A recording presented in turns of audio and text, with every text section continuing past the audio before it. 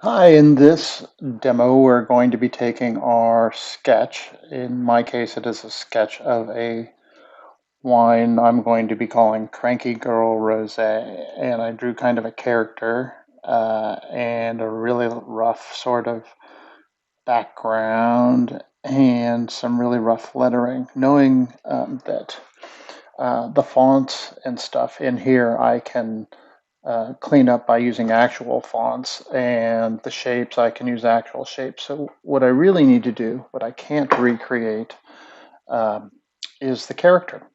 So I have an idea of how this is going to go, and I'm going to then um, remove some of this stuff. Now, I've drawn the character. I started drawing the character on one layer and then did the rose thing underneath it, and then came up with the name. And I was smart enough to create another layer for the cranky girl bit. Um, so now, in order to work on the cranky girl bit, I just need to hide that. I don't need to delete it. But this one, I've got to extract the rosé from the picture so that I can. Oh, and I guess these bits here, the the shape indications for the shapes and the pictures. I just want to end up with just her. And so I can do that um, using this tool, but then you see it selects everything else. So I don't quite want to do that yet. So what I want to do is I'm going to select the lasso tool because it's a little faster than the other tool. And I'm just going to trace around the parts that I don't want. Connect it, and you can see they're all highlighted. And I can just go Control X, and I am left with the character. So now when I select it, you can see that it's just the character left. I have a white background. Um, Great. So one of the things I want to do first is figure out from my labels that I have collected what size this should be. So I've got a couple here. I've got a water bottle template, um, but that's not really what I want. I have a wine template. There it is. And so if this is the smaller one here, where the image is 4 by 3.5 with a bit of wraparound, and this is 4 by 6 with a bit of a wraparound. So just know that along the edges of this 4 by 6 area, um, there will be maybe some, unless you cut it uh, particularly, like when you go to print this or you have this printed, you have to tell them where to crop it, whether you want a little bit of white around it or you want it cut exactly to these things. And I'll get all that for you. Okay, so let's do the bigger one. So 6 inches tall by 4 inches wide. Uh, I don't know what size my image is here because I just scanned this and I took a picture of it. So let's go. I'll switch this to inches, and I'm going to switch my DPI to 300, which makes this a huge image. And we want it 6 by, what was it?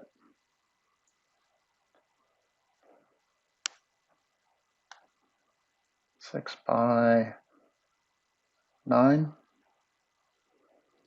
So I'm going to make this 9 because that'll, and this 9 by 7. Okay, great. Thank you. So, or 6 by 4. Bah. I have to go back in here. So now we have 9, and we have our character. And I can delete this one up here. And there's a couple ways of doing this. I can create a new file that is exactly um,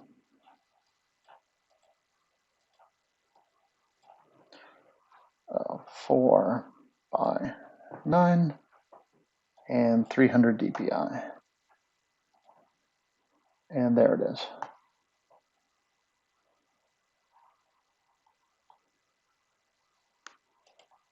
And does that look like our wine bottle?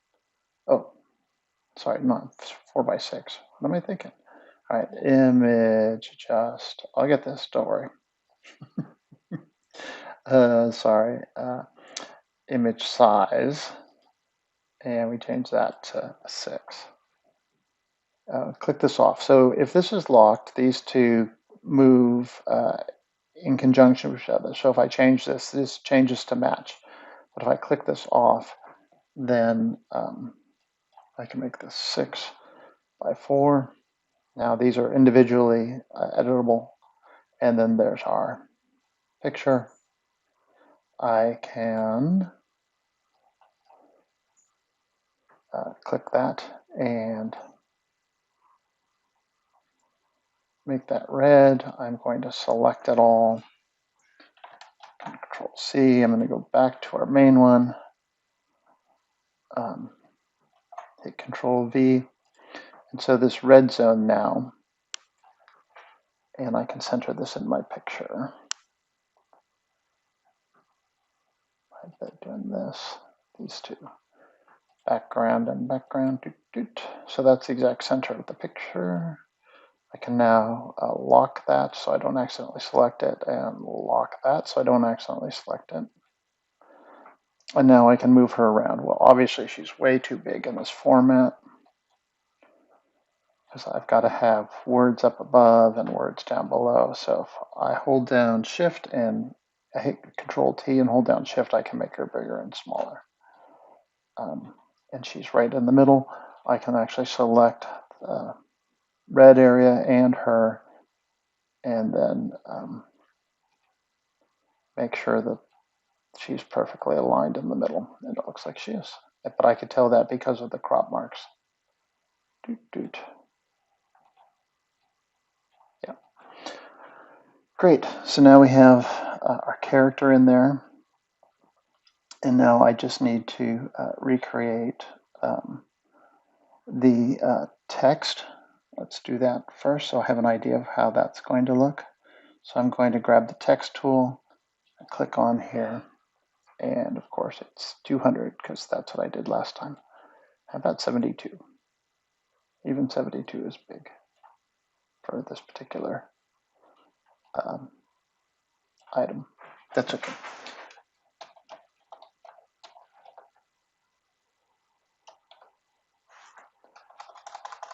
I'm going to do it all in caps too.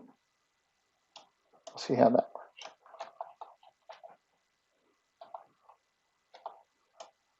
Cranky space GIRL. Yeah, that's a horrible font and a horrible color. Let's just make it white for now. Or have it off-white so I can see it. Oh, I don't mind the gray. This is coming together already. Already the colors are working for me for wine label. And now I can mess with the text, right? I had it so these are really big and these are really small. You can do that here in the arches.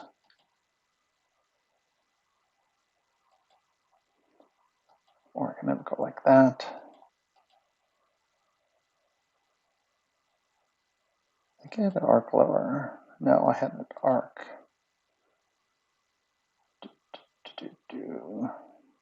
Arc upper? Yeah, even that's not quite right, is it? We'll cancel it. All right, we'll come back to that. But I do want to find a font I like. I'm not really happy with that font. So unlike Illustrator, the fonts are a little harder to find here. You have to kind of go through them. Oh, I don't mind that.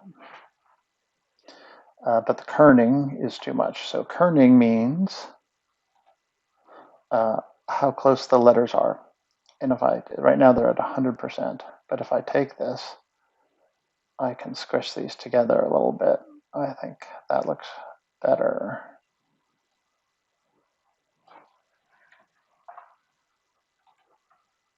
and I can actually scale it in.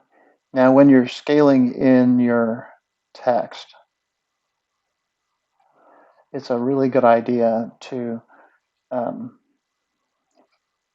get it the size you want and then look up here and it says 58.7, which is a really bad thing because people can't print that. So we're just going to make it 60, and then I'll try and make it fit a little better.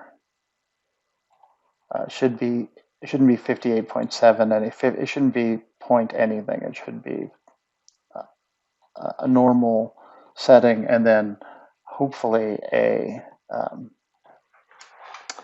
whatchamacallit, a whole number, but then a whole number like that's part of the print universe, like 72 or 18 or some of the more commonly used print sizes.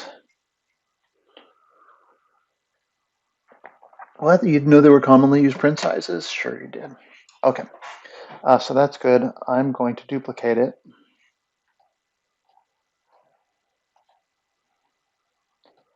And then put that down here.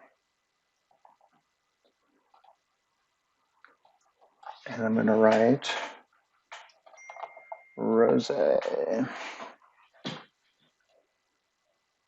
But I would like my rosé to be super stretchy across the bottom.